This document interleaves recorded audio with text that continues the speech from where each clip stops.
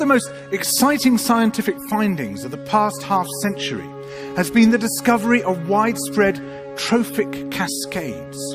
A trophic cascade is an ecological process which starts at the top of the food chain and tumbles all the way down to the bottom. And the classic example is what happened in the Yellowstone National Park in the United States when wolves were reintroduced in 1995. Now, we all know that wolves kill various species of animals, but perhaps we're slightly less aware that they give life to many others. Before the wolves turned up, they'd been absent for 70 years, that the numbers of deer, because there was nothing to hunt them, had built up in the Yellowstone Park, and despite efforts by humans to control them, they'd managed to reduce much of the vegetation there to almost nothing. They'd just grazed it away.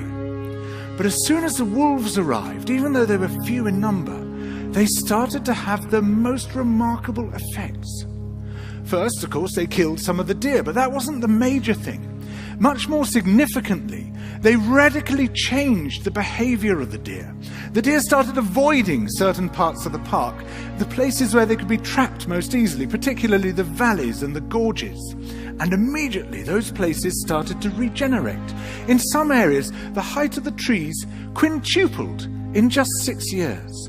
Bare valley sides quickly became forests of aspen and willow and cottonwood. And as soon as that happened, the birds started moving in. The number of songbirds, of migratory birds, started to increase greatly. The number of beavers started to increase because beavers like to eat the trees. And beavers, like wolves, are ecosystem engineers. They create niches for other species. And the dams they built in the rivers provided habitats for otters and muskrats and ducks and fish and reptiles and amphibians. The wolves killed coyotes, and as a result of that, the number of rabbits and mice began to rise, which meant more hawks, more weasels, more foxes, more badgers. Ravens and bald eagles came down to feed on the carrion that the wolves had left. Bears fed on it too, and their population began to rise as well, partly also because there were more berries growing on the regenerating shrubs. And the bears reinforced the impact of the wolves by killing some of the calves of the deer. But here's where it gets really interesting.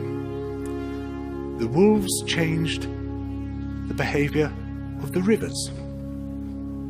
They began to meander less. There was less erosion. The channels narrowed, more pools formed, more riffle sections, all of which were great for wildlife habitats. The rivers changed in response to the wolves. And the reason was that the regenerating forests stabilized the banks so that they collapsed less often, so that the rivers became more fixed in their course. Similarly, by driving the deer out of some places and the vegetation recovering on the valley sides, there was less soil erosion because the vegetation stabilized that as well. So the wolves, small in number, transformed not just the ecosystem of the Yellowstone National Park, this huge area of land, but also its physical geography.